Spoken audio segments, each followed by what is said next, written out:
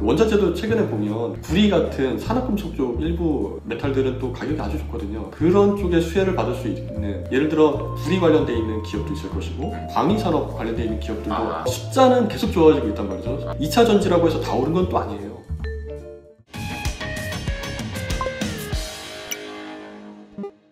간단하게 자기 소개 좀 부탁드리겠습니다.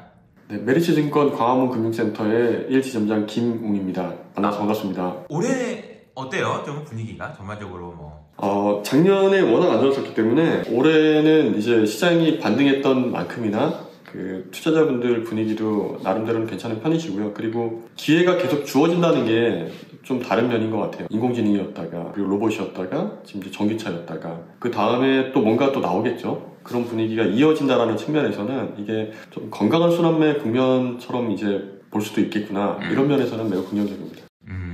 건강한 순환매라는 표현이 좀 더 자세히 설명해 주시면 어떤 게 있을까요? 지수 레벨이 올라가지 못하고 순환매가 도는 경우에는 또는 이제 빠지는 와중에도 섹터나 테마가 뜰 수가 있거든요. 그렇죠. 근데 지금 같은 경우에는 레벨 자체가 조금씩 회복하고 있다는 측면에서는 건강한 순환매다라고 생각을 하고, 특히나 예탁금이 지금 다시 이제 고용 예탁금이 50조 레벨 회복을 했는데 이게 그 뭐 팬데믹 이전에는 23조였다가 한때 빠질 때는 45조도 깨지고 막 그랬었어요. 근데 지금 다시금 회복을 하고 있는 상황, 그러니까 유동성 환경도 좋아지고 지수 레벨도 올라가고 있는데, 다음에 그동안에 안 좋았던 걸 선반영했던 것들이 이제는 하반기와 내년을 바라보고 좋은 것들을 찾아가는 흐름이 특정 섹터에만 국한되지 않고 두루두루 널리 퍼지고 있다는 측면에서는 좀 건강한 순환매 국면이 아닌가.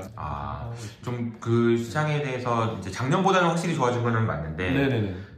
좀 구체적으로 순환매가 돌면서 돈도 조금씩 들어오고, 그렇죠. 좋은 환경이 이어지고 있다. 이 정도로 정리를 하면 되겠네요. 근데 현장의 분위기도 그래요? 어때요? 고객님들의 반응이나 이런 부분들은? 아직은 부족하다라는 게 이제 대바수고요. 작년에 한 해 동안 얻어받았는데 한개 분기 아직 다 지나지도 못했으니까 그 지수 레벨도 아직은 2,400이니까요. 그렇죠. 3,200 비하면 아직 눈높이에 비하면 부족할 수도 있으나, 그럼에도 불구하고 첫 단초는 아주 무난하게 잘 깨어졌다는 측면에서 본다면 저는 개인적으로 이 정도면은 작년에 그 많이 힘들었던 것에서 시작하는, 이미 배부르기는 어렵지만 그 시작하는, 회복하는 시작 국면에서는 괜찮다 이런 생각을 좀 하고 있습니다. 전체적으로 많은 우려들이 있잖아요. 그러면 작년 10월 달이 가장 피크였던 것 같고요. 국내에서도 그렇고 뭐 영국 뭐 할 것 없이 정말 많은 일들이 있었는데 그런 부분들을 회복하는 과정에서 지점장님이 어떤 평가라고 해야 되나? 어때요? 저희 이제 국내에서 정책적인 부분이나 이런 거. 저희 이제 이렇게 표현하면 좋을 것 같아요. 그 작년에는 맞아도 미국에서 만든 게 좀 덜 아프고 기회가 있어 보였다고 한다면 달러가 버텨줬기 때문에 캐피탈 로스는 뭐 한국이나 미국이나 크게 다를 바 없이 오히려 성장주는 이제 훨씬 더 큰 손실을 볼 수도 있는 그런 상황이었는데, 달러라고 하는 그 환이 버텨줬기 때문에 이거를 계좌 평가를 하게 되면 외화자산이 들어있고 없고의 차이가 굉장히 크게 느껴지는 게 이제 작년 한 해였거든요. 올해는 거꾸로 그런 부분이 좀 역전되는 느낌이 있기 때문에 투자 관점에서 보자고 한다면 이게 국내 투자가 그 해외 투자보다는 조금 더 매력적으로 돌아가고 있다는 국면이 하나가 있고, 그 다음에 매크로 민감도가 점점 낮아지고 있다는 것도 좀 큰 것 같아요. 왜냐하면 작년에는 미국 나홀로 이제 금리 인상을 가파르게 진행을 하면서 달러 혼자 이제 독야청청했던 국면이 이어지다 보니 나머지 자산들이 상대적으로 이제 에셋 클래스를 가리지 않고 다 깨져버리는 이런 흐름이 나왔다고 한다면, 올해는 적어도 이제 그런 흐름은 벗어났고 그 상대적인 좋은 기회들이 여러 군데, 이건 이제 뭐 로케이션으로도 그렇고 에셋 클래스로도 그렇고 기회가 다시금 나타난다는 측면에서는 저는 좀 더 할만한 시장 상황이 되고 있다 이런 생각을 하고 있습니다. 특히나 매크로 민감도 얘기할 때 금리가 빠질 수가 없는데, 인플레 환경과 금리 환경인데 피크아웃에 대한 그 기대가 이제는 여기서 사람들이 금리가 여기서 3%가 더 오른다는 생각은 하지는 않으시잖아요. 이게 0.25%냐 0.5%냐 아니면 진짜 많이 보시는 분이 0.75 뭐 이 정도 생각하실 것 같은데, 인플레이션은 어쨌거나 하반기 지나고 나면 5%라고 하는 숫자는 더 이상 보기 어려울 거라고 다들 생각을 하고 계신 상황이니, 그런 국면에서는 이제는 사람들이 다 금리와 인플레 환경만 쳐다보고 연준위원회 입만 바라보다가 이제는 어느 기업들이 이제 돈을 벌 수 있을까, 다음에 그 메가 트렌드를 이끌 만한 테크 관점에서의 변혁은 뭐가 있고 그걸 리드하는 기업들은 누가 있을까? 밸류체인에 대한 고민을 하고 있고 이런 상황으로 이제 바뀌고 있으니까 저는 이런 그 시장 상황은 투자하는 관점에서 특히나 좀 위험 자산을 운용하는 투자하는 입장에서는 훨씬 더 바람직하다 이렇게 생각을 합니다. 네. 숫자가 워킹하지 않는 장이 제일 힘들거든요. 아 그렇죠. 네. 달러에 대해서는 네. 아까 말씀하신 대로 작년에 달러 강세가 너무 심하게 되니까 우리가 힘들었었고 네네네. 반대로 또 얘기하면 지수는 그러니까 뭐 테슬라는 많이 빠졌지만 네네. 달러 때문에 괜찮네 생각보다 뭐 이런 것들이 있었을 거고요. 네네네 그렇죠. 근데 이제 올해는 좀 반대가 된다. 네. 근데 지금 달러가 많이 약해졌다가 최근에 좀 반등하고 있거든요. 네네네. 그 좀 더 이제 하반기로 갈수록 약해진다고 보시는 건가요? 이거는 아까 그 앞선 질문에서 답변 안 했던 부분하고 연장되어 있는 부분이라서 말씀드리자면 나홀로 달러 강세 갔을 때 뭐 다들 아시겠지만 미국의 가파른 금리 인상 독주가 제일 큰 영향을 미쳤다라고 생각을 하고 그게 지금 풀리는 과정에서 다시금 이게 달러 인덱스 100에서 105 올라오는 이 그림은 그냥 다시 미국에서 인플레 지표가 뭐 안에 구성 항목 비중이 바뀌었든지 어땠든지 간에 PCE가 0.1%포인트 다시 오르는 흐름이 나왔으니 금리 인상 기조에 대해서 다 완화적으로 12월 달에 마지막 0.25를 올렸으니 앞으로 0.25 이상 0.5, 0.75는 없겠네라고 하는 기대가 0.5도 나올 수 있겠는데 라고 하는 이런 우려로 이제 바뀌면서 발생한 일시적인 흐름이라고 보고 있고 어차피 금리와 인플레이션 피크아웃은 올해 내로 이루어진다는 것에 대해서는 올해 상반기에 이루어진다는 의견이 훨씬 많긴 하지만 아직도 올해 내로 이루어진다고 하는 것에 대한 이견은 거의 없어지실 것 같아요. 달러 독주는 오히려 그 인플레를 해지하는 관점에서 해지가 아니라 그 인플레에 대한 미국의 금리 대응이 이끈 결과적인 결과물인 것이지 그게 상대적인 뭐 국력 차이나 뭐 금리 환경의 어떤 그 상대 비교를 통해서 우리가 흔히 교과서에서 배웠던 그런 루트를 통해서 이런 그 달러 강세가 이루어지고 있는 것도 아니라는 생각을 좀 하고 있으니까 오히려 우리나라 같은 경우에는 지금 상대적으로 일본도 지금 금리 인상할 수도 있다는 얘기까지 나오니까 일본 YCC 포기할 수도 있어요라는 그 시그널 줬을 때 그때 일본 금리 갑자기 폭등하고 달러 꺾이고 엔화 뭐 같이 올라가고 이런 그림 나왔듯이 상대적인 그 펀더멘털에 집중하는 흐름이 이제는 나올 것 같다.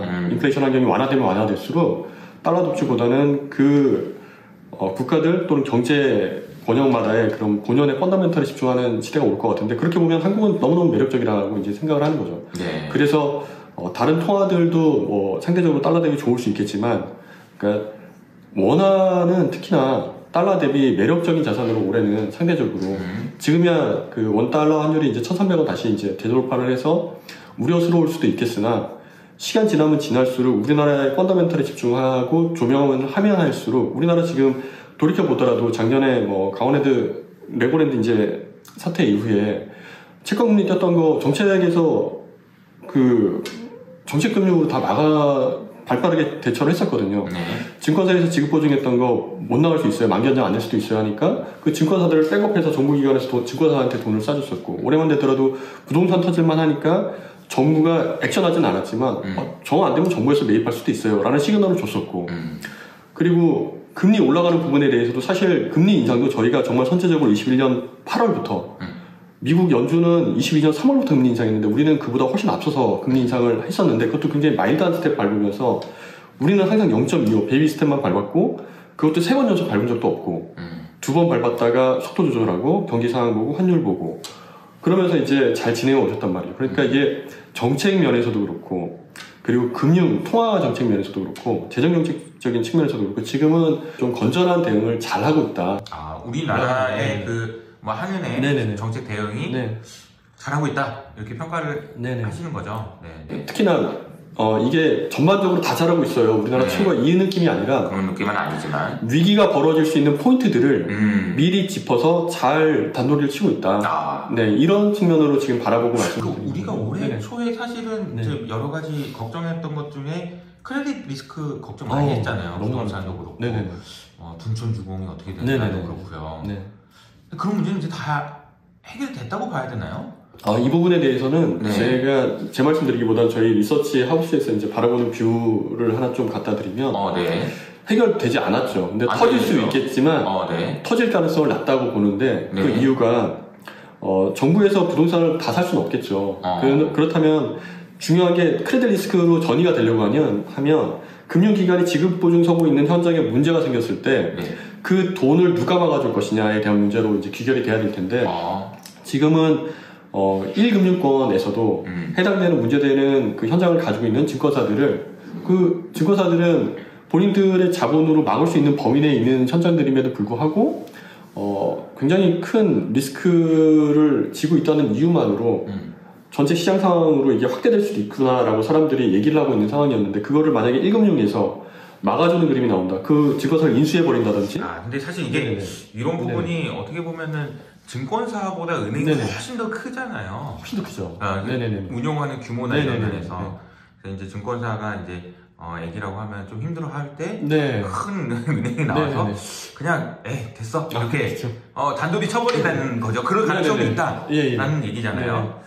물론 이제 은행에서 투자하시는 분들한테는 안 좋은 얘기일 수 있겠지만 어쨌든 그런 식으로 위기가 올 가능성을 좀 미연에 지금 방지되어 있는 것 같다라는 거죠. 그러니까 적어도 플랜과 구체적인 실행 방안들이 짜여져 있다는 그 자체만으로도 결국은 그러면 이런 게 저도 이 얘기를 해보면 다 심리적인 문제인 것 같아요. 그렇죠. 사람의 심리가 위기가 올 것 같아 라고 생각하는 것을 돌려 세우는 게 너무 중요한 게 아닌가. 맞습니다. 근데 이제 그걸 정책으로 잘 풀어나갔고 사실 개인적으로는 저희 이창용 총리님하고 파월하고 또 친하고 그래서 전화도 하시고 자주 형 어떻게 파월 50bp야 25bp야 이러지 않으셨을까 상상을 좀 해봅니다. 그래서 어쨌든 저도 대응이 되게 잘 하셨고 큰 위기는 좀 넘어간 것 같다라는 생각은 드는데 그러면 이제 질문을 좀 더 구체적으로 들어가서 어떻게 해야 이제 돈을 벌 수 있을까요? 어쨌든 이제 안심이 됐다라고 하면은 지수가 계속 뻗어 올라가고 그런 거를 떠나서 돈 벌 수 있는 방법에 대한 고민을 좀 해야 될 것 같거든요.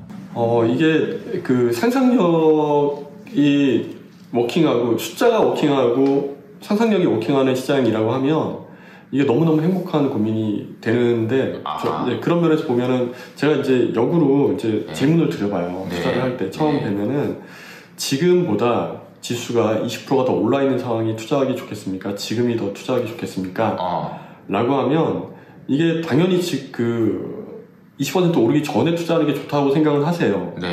근데 20% 오르기 전에 환경이 훨씬 더 터프하거든요. 20% 오른 뒤의 환경보다는. 안 좋겠죠. 상식적으로.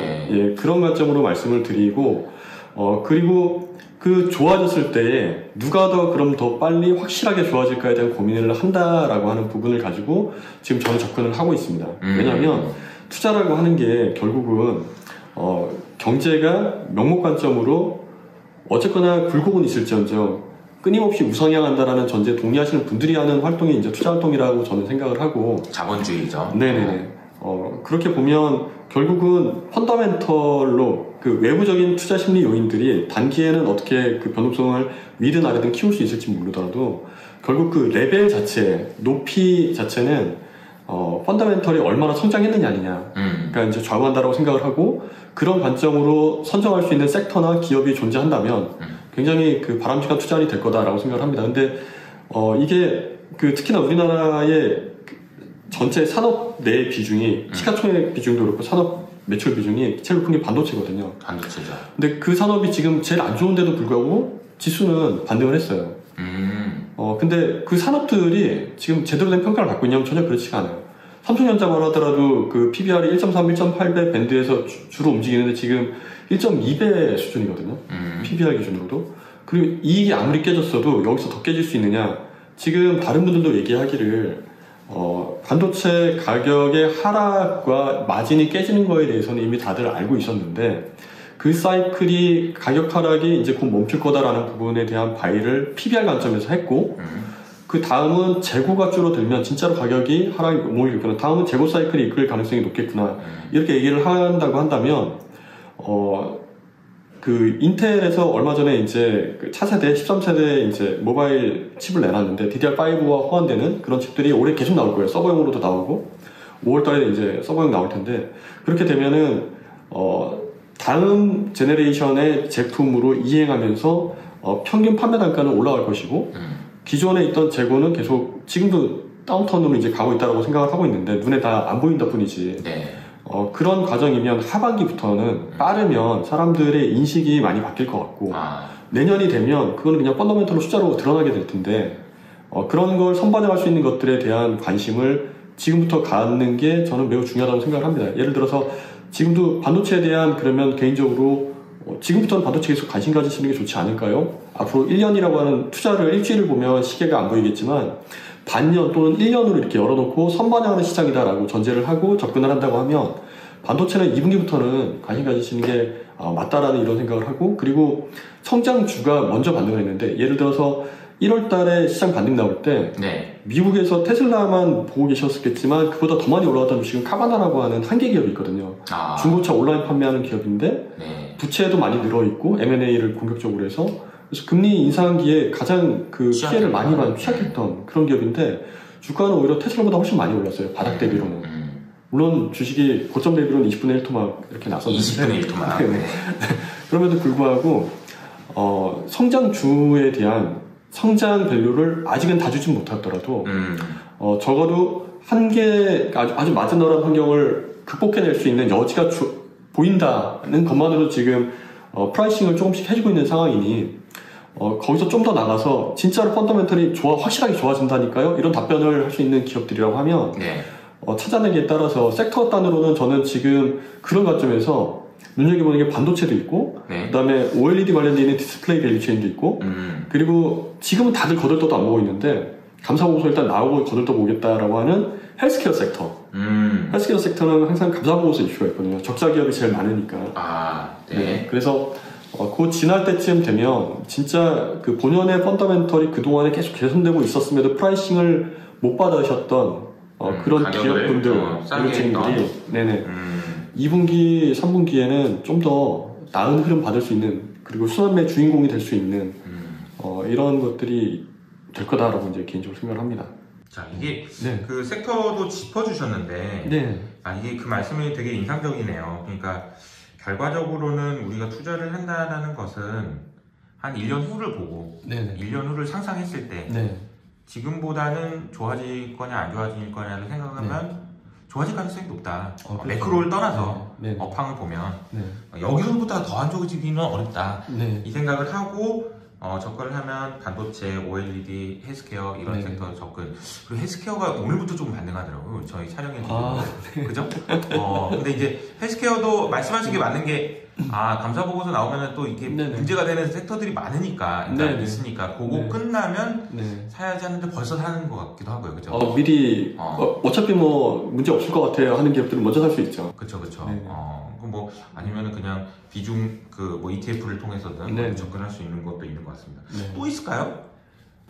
이제 거기서 이제 개별로 내려가야 되는데 예를 들어서 인플레이션이 율 자체가 낮아진다는 거지 인플레이션이 끝났다는 얘기는 전혀 아니거든요. 인플레이션은 얼마든지 지금 고용이나 임금 상황이나 소비 환경 자체가 또 미국은 좋은 상황이고 한국도 어느 정도는 수출 기업으로서 그 수혜를 누리게 될 것 같은데 그런 관점에서 보게 되면 원자재도 최근에 보면 귀금속은 주가가 가격이 별로지만 구리 같은 산업금속 쪽 일부 메탈들은 또 가격이 아주 좋거든요.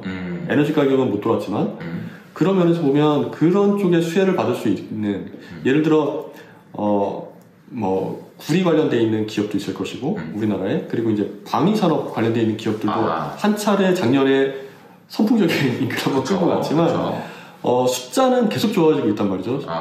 수주받는 그리고 이제 반도체도 일반적인 반도체 우리나라가 많이 하는 메모리 반도체가 있을 것이고 우리나라에도 비메모리 반도체를 하는 기업들이 또 있습니다. 그런 쪽으로도 이제 예를 들어 화합물 반도체 밸류체인이라든지 미래 방향성이 아주 견고한 이런 쪽도 굉장히 좋게 보고 그 다음에 2차 전지라고 해서 다 오른 건 또 아니에요. 그 중에서도 못 오른 기업이 있는데 글로벌 쇼티지인 환경 변한 게 없고 그리고 증설하는 속도는 경악할 만큼 빠르게 이루어지고 양극재만큼이나 빠르게 이루어지고 있는 분야가 또 있단 말이죠. 소재 측면에서도 그런 것들 찾아가는 거는 굉장히 좀 바람직하다고 생각합니다. 어디예요? 그게 기업체로 들어가야 되나? 그냥 동박이 계속해서 소재 쪽은 동박이 제일 못 올랐어요.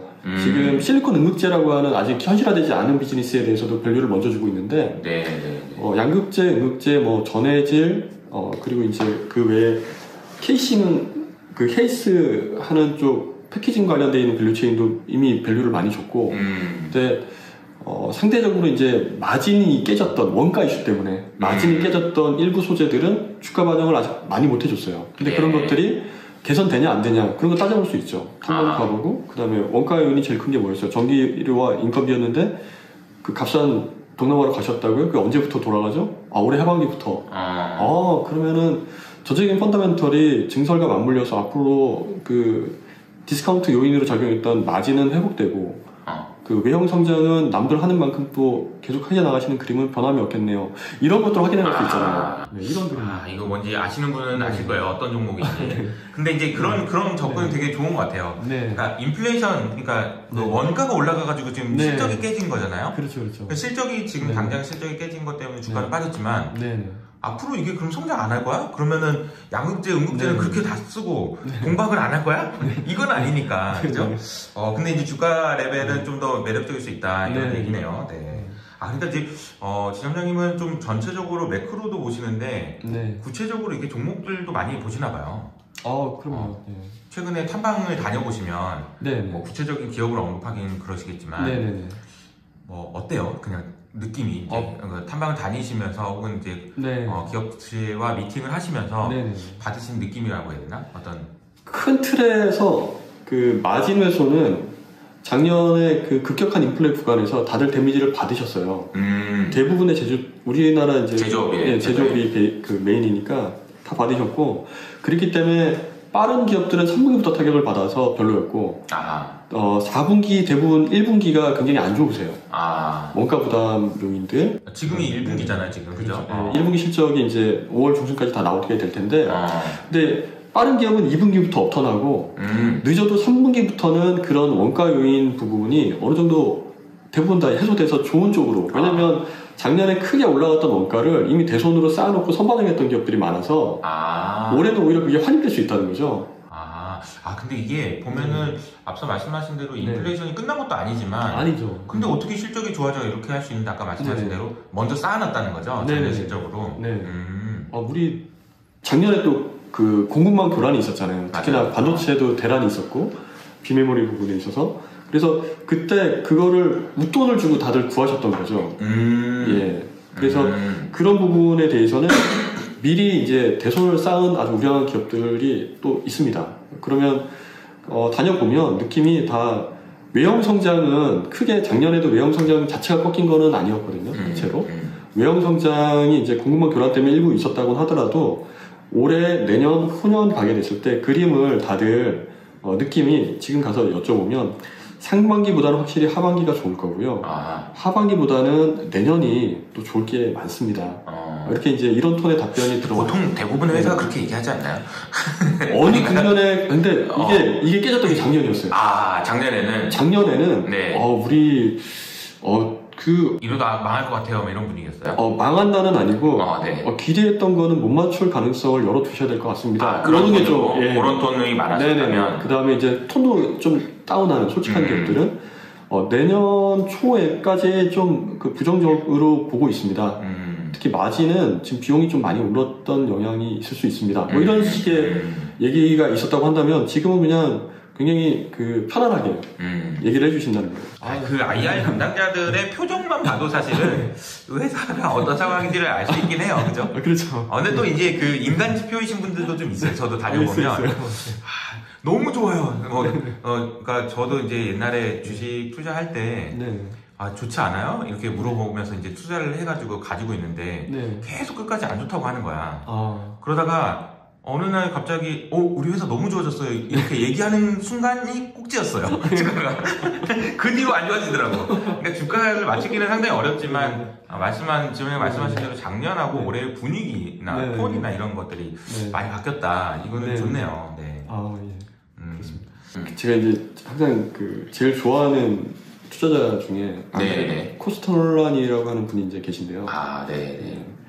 그분 뜨겁게 사랑하고 돈을 이제 뜨겁게 사랑하고 이제 차갑게 다루라고 이제 얘기하시고 다음 건이 총서 뭐 우리나라 편집을 그렇게 해놓은 것 같긴 한데 그 다음이 투자는 심리 게임이다라는 그 투자는 심리 게임이다. 그리고 그 다음이 이제 실전 강의인데 투자는 심리 게임에서 나왔던 얘기부터 그 빼따kom플리라고 하는 선반영, 킹반영 얘기를 그때부터 이미 엄청나게 얘기를 하고 계세요. 그래서 본인이 그런 얘기를 하세요. 경제 지표나 그 매크로 환경에 본인이 흔들리지 않는다.